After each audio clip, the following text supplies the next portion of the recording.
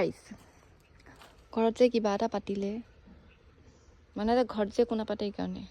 এইবোৰ বাৰু এইটো বেলেগ কথা এইবোৰ ইমান গ্লাছ পোৱাটো ডাঙৰ কথা নহয় চবতছে দুখ লগা হাৰ্ট ব্ৰেকিং বস্তুবোৰ কি জানেনে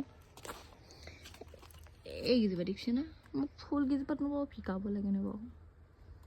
মানে কোনে পিকাইছে ডাঙৰ কথা নহয় মানে পিকালে দুখ লাগে ফুলকেইজোপাত বেলেগত পিকালে ইমান ডাঙৰ কথা বেয়া নালাগে কিন্তু ফুলকেইজোপা উঠি অহা ফুলকেইজোপাত যদি মানে কিবা এটা কৈ দিয়ে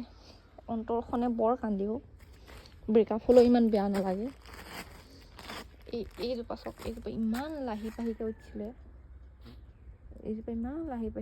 দিছে না অৱস্থা এইজোপা যে কিমান ডাঙৰ হৈছিলে এইখিনি যে কিমান এজোপা ডাঙৰ ফুল উঠিছিলে চব বন্ধ ঘৰ বনাওঁতে ইয়াৰ পৰা সেই তালৈকে গোটেই ফুল আছিল চব শেষ ঘৰ বনোৱা নামত ঘৰটো নবনোৱা হ'লে ভাল আছিলে মোক খং উঠি যায় এনেকুৱাতে গম পায়নে একদম মানে এইখিনিতো বাৰু অলপ যেন তেন ঠিক হৈ আছে